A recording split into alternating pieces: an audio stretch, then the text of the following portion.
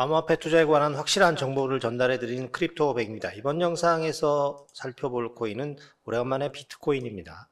자, 비트코인이 암호화폐 시장의 대장이죠. 그래서 어떤 거시경제 속에서의 지표들이 발표될 때마다 가장 큰 영향을 받습니다. 그리고 비트코인의 향방이 전체 암호화폐 시장의 어떤 바로메터 역할을 한다고 해도 과언은 아닐 테고요.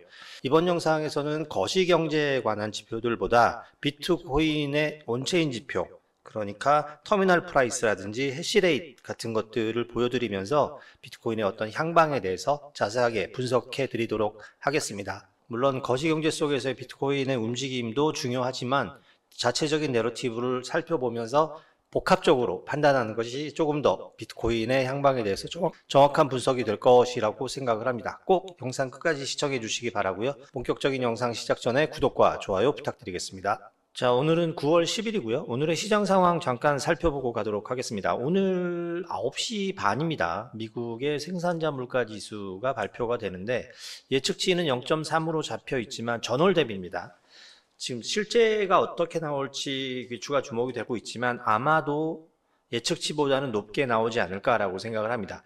자, 소비자 물가 지수에 후반영되는 생산자 물가 지수가 이렇게 높게 나오면 사실은 금리 인하를 할 수 없는 상황입니다. 하지만 9월에 금리 인하를 0.25% 할 것이라고 예측하는 금리 트레이더들의 컨센서스는 91.7%고요. 그 전에 동결에 대한 의견들이 있었는데 그런 의견들은 없어졌고 하물며 0.5% 빅컷을 할 것이라는 예측조차 나오고 있습니다. 자, 이렇게 금리 인하에 대한 것은 기정사실화 돼 버렸고요. 그러면 물가가 높아지면 금리를 낮출 수 없는 상황인데 고용지표가 워낙 나쁘게 나왔기 때문에 금리를 인하해야 되겠다는 쪽으로 이미 결론은 나와 있습니다. 그러면 금리 인하를 하면 유동성이 증가가 돼서 주식시장이나 비트코인 시장에 호재로 작용을 해야 될 텐데 그렇기에는 미국의 어떤 시장 상황들, 특히 미국의 소비자들 신용보고서를 보면 시장 상황이 굉장히 위험하다는 것을 알 수 있습니다. 지금 보시게 되면 자 90일 이상 연체자 델리퀀트의 비율이 12%가 넘어서요. 그러니까 카드 사용자들 중에서 12%가 연체를 하고 있다는 얘기고 학자금 대출에 대한 연체율도 10% 이상으로 잡히고 있습니다. 그러니까 이게 2분기 소비자 신용보고서인데요. 굉장히 지금 미국의 소비자들의 신용 상태가 나빠지고 있다. 하물며 2008년의 금융위기 상황에서 보여줬던 숫자만큼의 위험 신호를 시장에 던져주고 있습니다.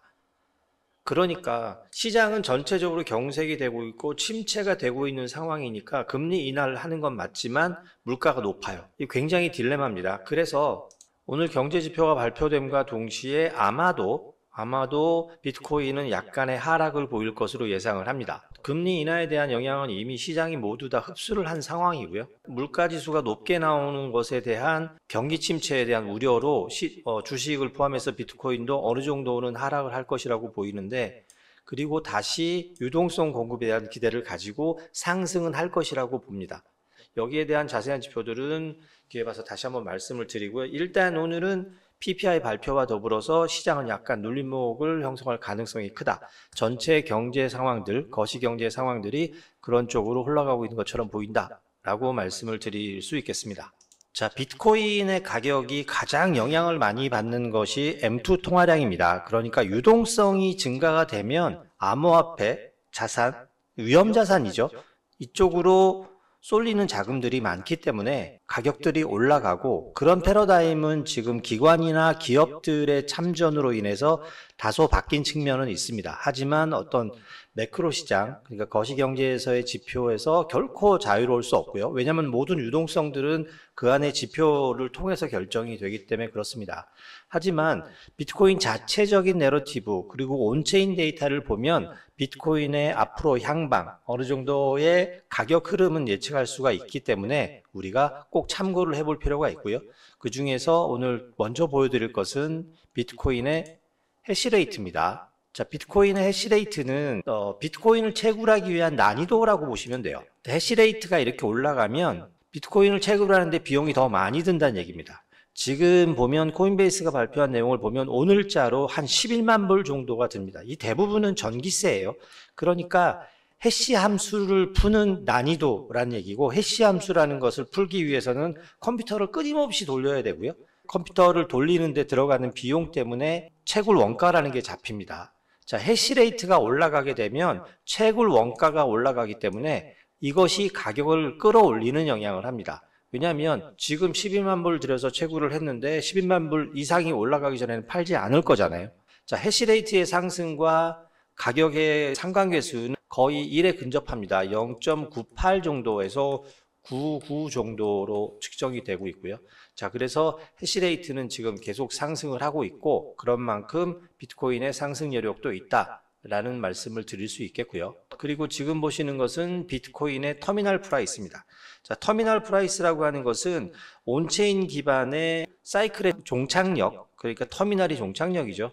종착력의 가격을 측정해주는 지표예요. 그러니까 어떤 그 복잡한 그 온체인 데이터상의 채굴량이라든지 유통되는 양이라든지 이런 모든 변수들을 분석을 해서 그 터미널 프라이스라는 걸 책정을 하게 되는데 이 터미널 프라이스에 근접하게 되면 그 다음에는 여지없이 떨어집니다. 대신에 터미널 프라이스하고 이격이 커지면 가격은 올라갑니다.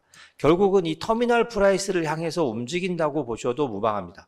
간혹 한 번씩 이렇게 돌파하는 시점도 있지만 이런 돌파하는 시점, 터치하는 시점 이후에는 반드시 하락이 있고 하락을 하고 나면 어느 정도 이격이 생기고 나면 이 터미널 프라이스를 향해서 끊임없이 이동을 합니다.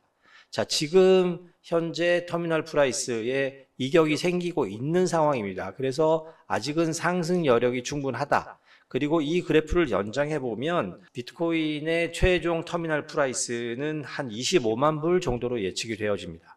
그러니까 25만 불까지는 어떤 상승 여력이 있다라고 터미널 프라이스는 얘기를 하고 있습니다. 자, 이게 모든 것을 대변해 주는 것은 아니지만 이런 식으로 온체인 데이터를 분석을 해보고 과거에 이런 이력들을 살펴보면 충분히 추론이 가능하다라는 정도로 생각을 하시면 되고요. 이 기간이 어느 정도 걸릴지는 모르지만 올 하반기 내지는 내년 초반기 적어도 트럼프의 중간선거 이전에는 한번 터치를 할 것이라고 예상을 하는 전문가들이 많이 있고요. 저 또한 그렇게 예상을 하고 있습니다. 자, 우리가 살펴봐야 될 데이터들은 무궁무진하게 많습니다. 정말 어떤 것이 근데 가장 큰 영향을 끼치느냐, 어떤 자료가 지금 현 상태에서 시의적절하냐라는 것을 분석해서 비트코인의 향방을 예측하는 것, 그리고 그런 상황이 도래했을 때 대응하는 방법, 그리고 그 예측이 틀렸을 때 또한 대응하는 방법에 대해서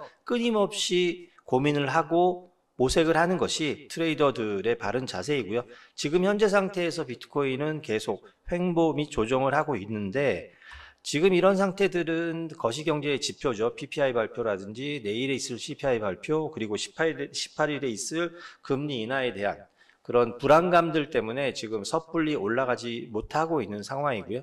미국 경제가 침체가 되고 있다라는 징후들이 곳곳에서 포착이 되고 있기 때문에 지금 섣불리 상승에 대한 예측과 포지셔닝은 좀 어려운 상황입니다. 하지만 전체적인 상승 채널에는 그다지 영향이 없다라고 저는 판단을 하고 있고요. 지금은 저점이 생기거나 약간 눌림목이 생기더라도 결국은 반등을 해서 전고점 돌파는 물론 신고가 형성을 계속해 나갈 것이다. 다만 시간적인 타임 스케줄은 명확하지 않다라는 정도로 말씀을 드릴 수 있겠습니다. 자, 일단 오늘 저녁 있을 PPI 발표 이후에 일단은 약간의 눌림목이 생겼다가 다시 회복하는 움직임을 보일 것이라고 예상을 하고요. 그런 움직임에 발빠르게 대응하셔서 이런 어려운 시장에서 꼭 성공적인 매매 해보시길 바라겠습니다. 자, 이렇게 PPI 발표라든지 이런 부분들에 있어서 제가 끊임없이 여러분께 문자를 발송해 드리고 있습니다. 지금 비트코인에 대한 진입가, 목표가, 손절가는 제시해 드리지 않도록 하겠습니다. 비트코인은 매매 관점보다 매집의 관점으로 접근을 하셔라라고 늘 말씀을 드리고 있기 때문에 이런 내용들보다는 오늘 PPI 발표와 더불어서 시장이 어떻게 움직일 것 같습니다 라는 식의 내용을 정리해서 문자로 발송을 해드리니까 그런 문자 필요하신 분은 아래 보이시는 전화번호로 숫자 6 또는 100이라고 적으셔서 보내주시면 시의적절한 문자들 서머리해서 보내드리니까 꼭 매매에 참고해 보셨으면 좋겠습니다. 자, 저와 소통하시면서 이렇게 어려운 시장, 변수가 많은 시장에서 꼭 승리하는 매매 해보시기 바라겠습니다. 오늘 영상은 여기까지고요. 영상이 도움이 되신다면 구독과 좋아요 부탁드리겠습니다.